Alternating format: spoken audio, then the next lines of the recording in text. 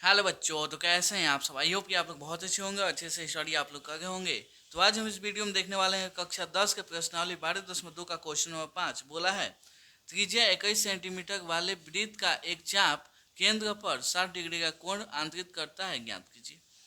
यहाँ पे बोला है, यहाँ पे एक सेकेंड, हाँ, कोई वृत्त है जो कि इसका सेंटर है। त्रिज्या कितना है जी? 21 सेंटीमीटर। मान लीजिए यहाँ से यहाँ तक कितना है जी? 21 सेंटीमीटर है। बोला है चाप का लंबाई ज्ञात करना है जो कि केंद्र पर कितना कोण बनाता है जी? 60 डिग्री। मान लीजिए यहाँ पे ये बनाता है 60 डिग्री। चलिए यहाँ पे कितना जी? 60 डिग्री। हमको चाप मतलब ये वाला लंबाई ज्ञात करना है। कौन सा जी? ये वाला। तो इसका एक फार्मूला होता है, यहाँ पे लिखते हैं हम हल। हल सबसे पहले जो दिया है उसको लिख लेते हैं। दिया है, क्या दिया है जी? त्रिज्या यानी आर का मान दिया है। क्या जी? त्रिज्या यानी आर का मान दिया है कितना जी? 21 सेंटीमीटर हो गया। यहाँ पे थीटा का मान भी दिया है कितना जी? 60 डिग्री। तो 60। एक नंबर निकालना है चाप की लंबाई। चाप की लंबाई कितना हो जाएगा जी? चाप का फॉर्मूला क्या होता है? थीटा बटा 360 गुणे 2 पाई आर। यहाँ से हम चाप का लंबाई निकाल सकते हैं। तो थीटा का मान 60, तो 60 बटा 360, 2 तो 2। पाई का मान कितना जी? पाई का मान 22/7। यहाँ पे आर का मान आपका चल रहा है 21। तो ये कटेगा पहले 60 से 6 मर्द में ख़त्म हो जाएगा। यहाँ पे 7 एकम 7, 7 का 21 हो जाएगा। ये कटेगा 3 दूना 6 या 2 से 2 खत्म। आपका कितना आ गया जी? 22 सेंटीमीटर आ गया। आपका चाप का लंबाई कितना आ गया जी? 22 सेंटीमीटर आ गया।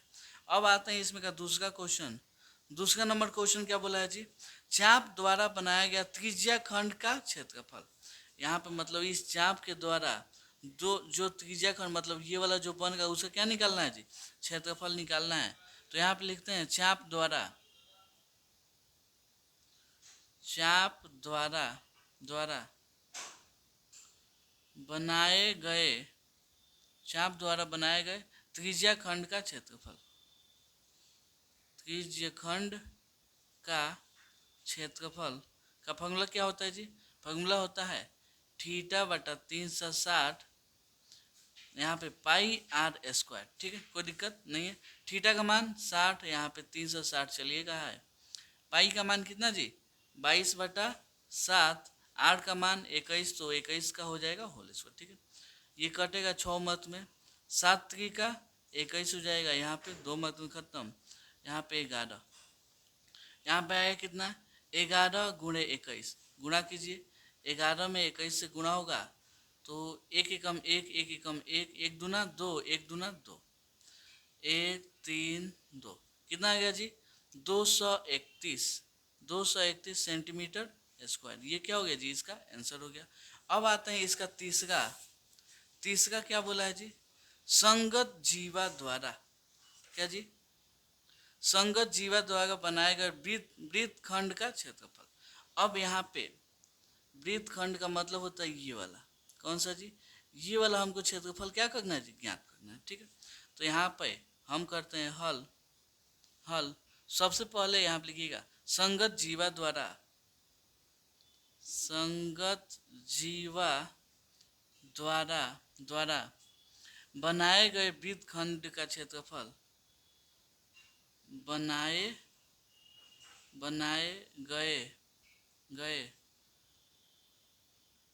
वृत्तखंड का क्षेत्रफल कैसे निकलेगा जी?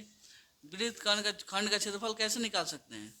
यहाँ पे त्रिज्या खंड के क्षेत्रफल में से मतलब पूरा में से हम अगर क्या करें जी, इस समबाहु त्रिभुज को घटा दें यहाँ से यहाँ तक तो आ जाएगा। तो यहाँ पे लिखते हैं त्रिज्या खंड का क्षेत्रफल, त्रिज्य खंड का क्षेत्रफल माइनस समबाहु त्रिभुज, समबाहु त्रिभुज त्रिभुज का क्षेत्रफल।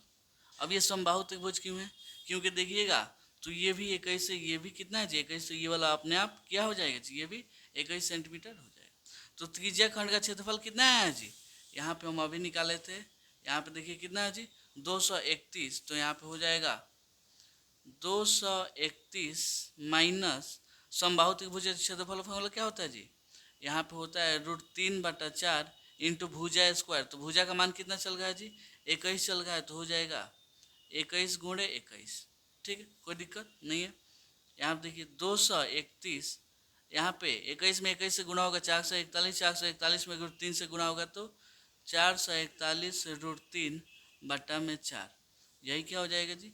सेंटीमीटर स्क्वायर हो जाएगा। अगर चाहे तो आप इसको हल कर सकते हैं, चाहे इतना भी इसको छोड़ सकते हैं। ठीक है, तो उम्मीद करता हूँ आपको ये क्वेश्चन बहुत अच्छे से समझ में आया होगा। चलिए मिलते हैं अगले वीडियो में अगले क्वेश्चन के लिए। तब तक के लिए धन्यवाद।